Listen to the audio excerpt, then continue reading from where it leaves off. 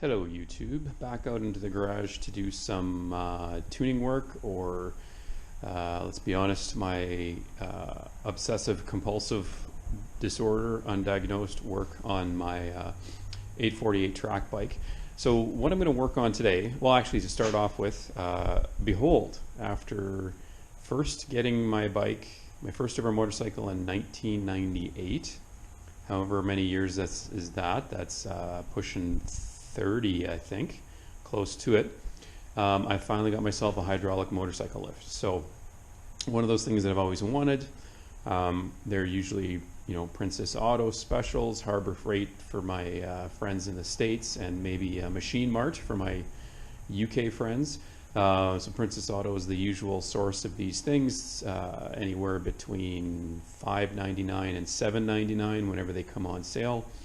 This showed up at the local, kind of like online marketplace for Brandon, and 380 bucks. It was in Kemnay, which is about 15 kilometers away.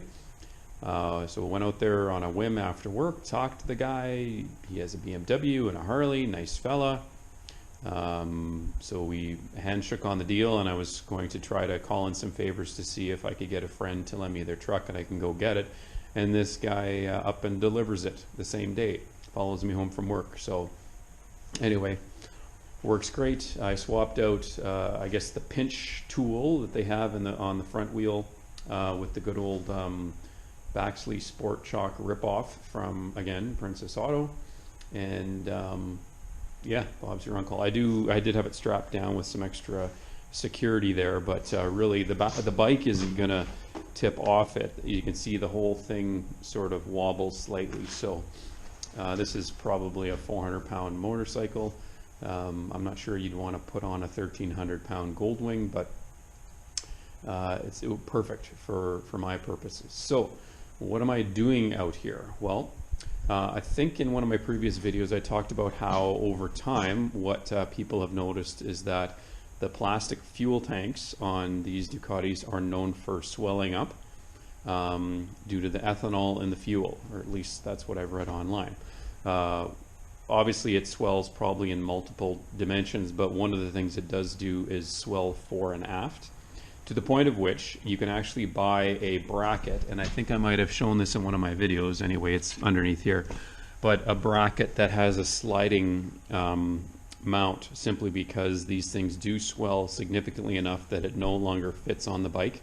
So you replace the stock mount with this one with the sliding nut on it, and it allows it to mount properly. There's enough tolerance in the seat, because the seat slips underneath the lip here, that still fits. But when it's sliding fore and aft, what that means is these fuel hoses here are kind of stretched to their limit, and as you can see, if you get a leak or a failure in these hoses or the connectors under the tank, there's a possibility that high pressure fuel can then splash all over our rear header, and we don't want that to happen. These plastic tank connectors are great until they stop working, and then they're terrible. You can buy replacement O-rings that help seal, but even the plastic mechanism to help it like clip into place, those can wear over time. So what I've done is I've bought 4 of these Oiteker clamps, I think they're called, O-I-T-E-L-E-K-E-R, whatever, clamps, not hose clamps, but special compression clamps that are OEM Ducati. I've got a couple of spare of these clips coming in. I already have one left over from a previous project that's brand new. And basically what I'm going to do is I'm going to extend those hoses. You can see that this is kind of a tight bend here. And really, I just don't like it. It's just, again, as I'm riding the bike, I'll be thinking about it when I should be thinking about riding the bike. And you can see that the tension of the hose here, it's touching the top of the cylinder head. It's not going to burn through, but still, everything's just under just a bit too much tension, which for an OCD guy like me drives me crazy. The other thing I'm going to do too is that both of these hoses, both the inlet and the return, go into a single T-fitting. So I'm actually going to swap this around. I like how if this side would go to the rear port and the left side would go to the front, I just think the hose routing will be a lot better. So yeah, I'm gonna cut off the clamps, get out my trusty Dremel,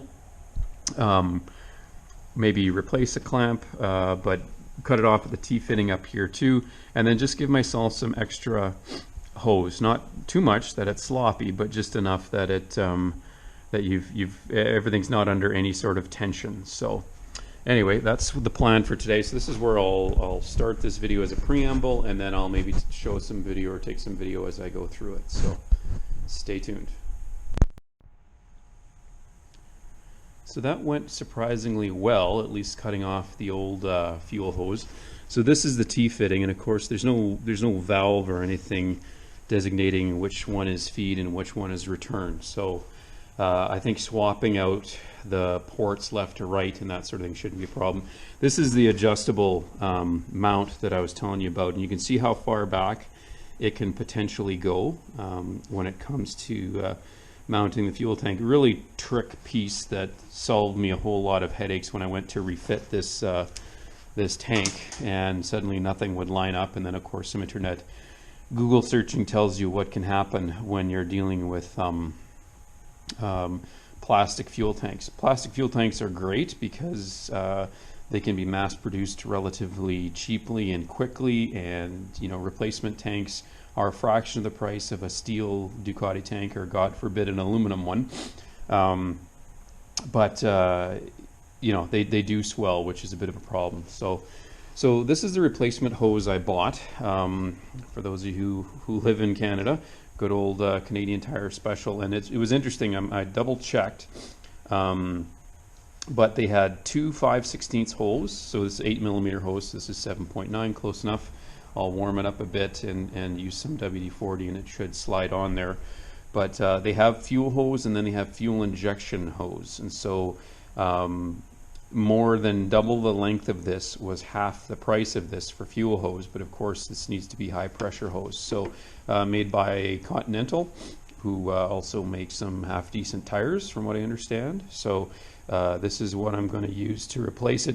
So the plan is to slide it on here, not obviously cut the final length until I've got the tank on and lined up. So again, I can sort out the routing and make sure nothing's being pulled or strained. The other thing too you'll notice as well is that this doesn't come down on the center line of the bike or the airbox. It's actually offset to the left a bit. So this can sometimes confuse people as to where it's supposed to fit. And the other thing too, there is a little spring bracket that is supposed to hold this in place. So I'm going to want to put that back on as well once everything is lined up. I had it removed and in order to get the replacement hose on. So again, buy the right hose. Someone on a forum, this is over 10 years ago now, so he's either realized his mistake or his bike burnt down. But Tygon fuel hose, like you'd use on a gravity fed or even like low pressure fuel pump or vacuum pump system, is not the right hose. You need fuel injection hose. So if you're doing this yourself, make sure you use the right stuff.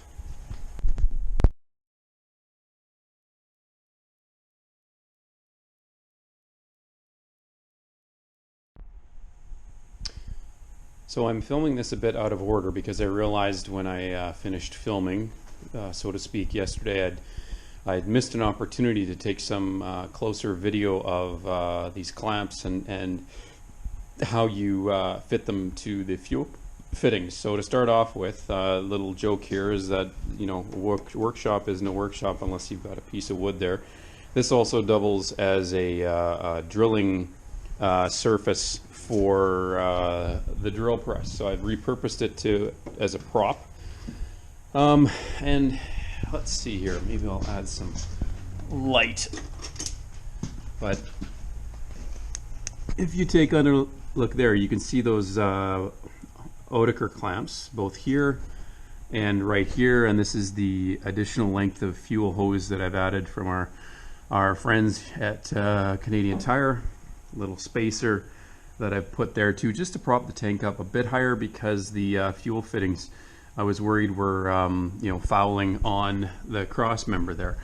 Anyway, so again, these are very specific clamps, and I didn't have a camera person to show the process of cutting them off as well as putting them back on again. So certainly don't try to remove fuel hose from either metal fittings, that T-fitting is metal, or plastic fittings, that's those fuel fittings, unless you've cut them off, because it doesn't seem like much, but they do clamp on fairly tightly. So I thought, and I think in the first segment of this video I talked about breaking out the Dremel tool and having to cut these off, and this is a cut off piece, and you can see that I've been able to attack it with a set of cutters. So inherited from my dad, or maybe I've replaced these since, but these are aviation tin snips. These are never as good as the old school stuff that he probably spent a lot of money on from aircraft spruce back in the 60s probably. But as you can see, the one pivot here is loosened off. Anyway, I think these are Princess Auto Specials. I've heard old timers claim they were able to fish mouth 4130 steel tubing with these things. I don't see how you could do it, or at least maybe the tubing I've used is too thick. Anyway, I was able to cut the clamp off that way with these cutters, which is kind of nice because it saved me from using the Dremel and making a horrible mess with shavings and that sort of thing. So the clamp is, or the hose is protected by the clamp with this piece here that slides inside, like so.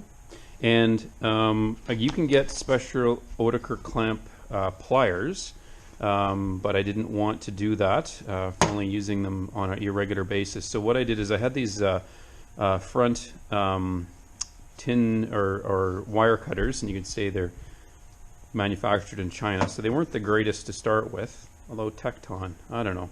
Anyway, I never ever found a use for these front mounted wire cutters. I always used side cutters.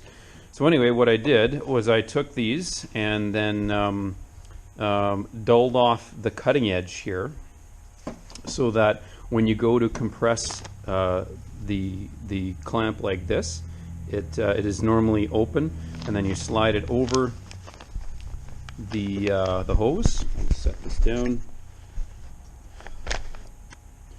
and you just slowly snug it up like so. And what you want to do, obviously, is make sure you're not compressing it so much that you end up, cutting it entirely. So that's pretty good force. Not that I have the greatest grip strength in the world. Insert inappropriate joke here. But I don't think I could ever snip this off with those cutters.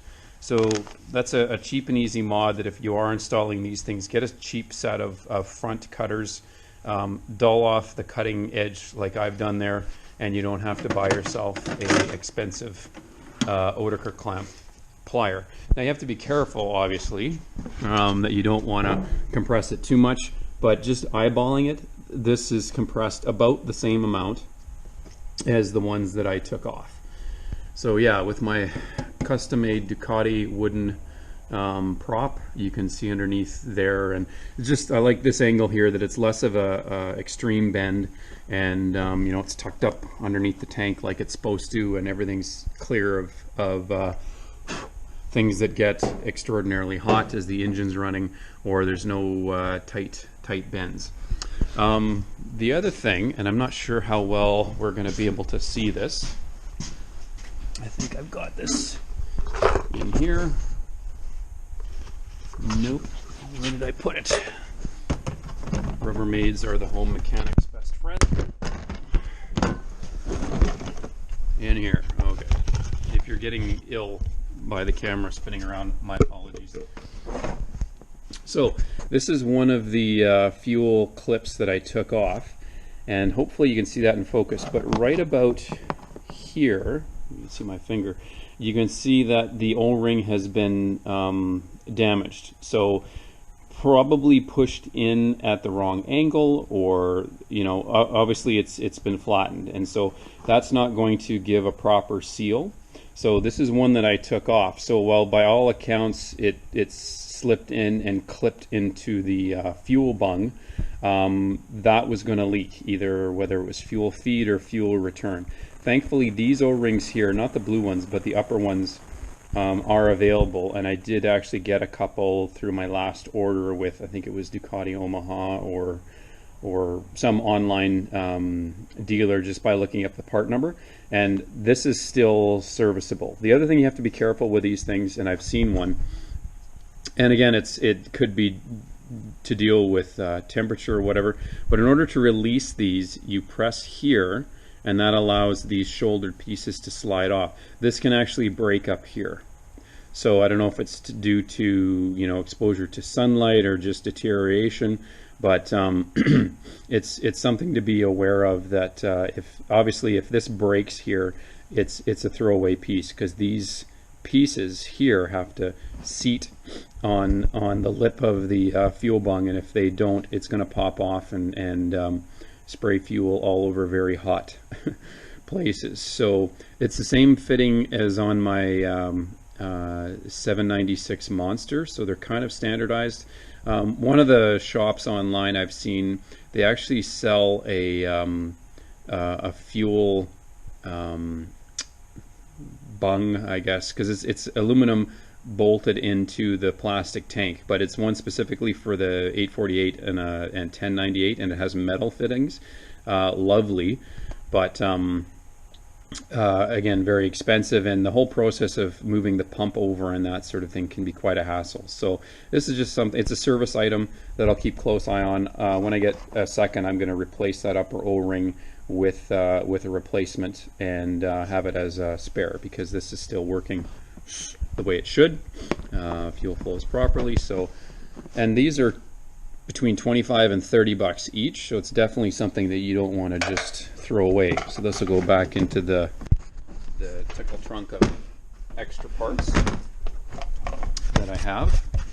One other thing I wanted to show you folks in this director's cut of this video is, again, what can happen when the fuel tank swells. So what I realized is that when I mounted the fuel tank properly where it wanted to sit without any tension or pressure with the new fuel hoses, the seat wouldn't line up because of course it's pushing everything back a bit. And again, you know, jamming something in there or cross threading these into those metal M5 clips would be a bit of a nightmare. So what I did is, luckily this is plastic, you can see that I've slotted this hole a bit, so now I've got a bit of wiggle room to move this mounting piece up and down, and the seat still fits on there, still fits on there properly. So that's again, this might be a bit of a disjointed video, and then I'm filming this the second day. When I edited the first draft of this, I realized I'd missed out all the key issues around how to use those Ducati specific clamps, and then some tips and tricks I've learned to fit those things. So anyway, not an impossible thing to do, and who knows, over time, like these bikes, this is a 2008, so it's getting to be a 20-year-old motorcycle, or 15 for sure. Those fuel hoses are going to deteriorate over time. They are fuel injection hoses, so the tag-on hoses, fuel hoses you use for dirt bikes or gravity feed systems just simply aren't enough. So certainly a lot cleaner than a hose clamp, and with some careful, you know, measure twice, cut once, you can get those things mounted up a lot better. So I will return the special custom-made Ducati tank prop back to its rightful place on the drill press. You can see the 1/16 drill bit inserted for drilling safety bolts for safety wire, and I'll knit this all back up together. So again, I'll say thanks for watching, because I think at the end of the last clip, when I show this all put together, I do the old thanks for watching, like and subscribe, blah blah blah. So why would I do that again? Anyway, thanks for watching, like and subscribe.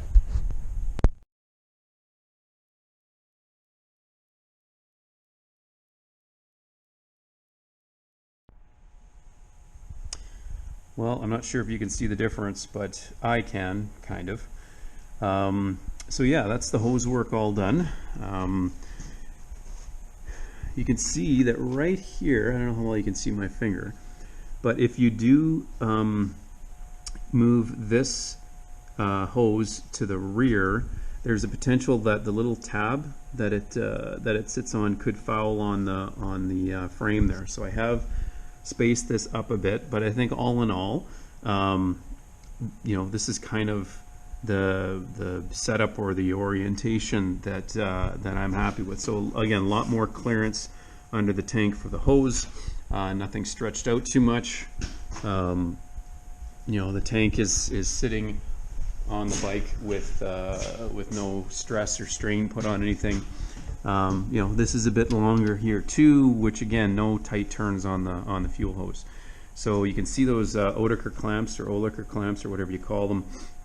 Those are crimped shut. So yeah, a lot of measuring and remeasuring to make sure things are where they're supposed to be. But yeah, I'm just happy that I was able to make that adjustment. And you know, again, we don't have any fuel hoses being strained. We don't have any fuel holes touching the cylinder head, and that should work the way it should. So anyway, I'll just put the rear seat back on, and it'll be job done for the day. So hopefully this helped. If people are starting to see this situation with the swollen you know, swollen fuel tanks and things stretching a bit too much, you know, that way it keeps things out of the way, and you know, it's not a huge difficult task to stretch out those fuel hoses a bit by cutting them and making new ones from the good old friends at either Canadian Tire or Napa or wherever you get that fuel hose from. So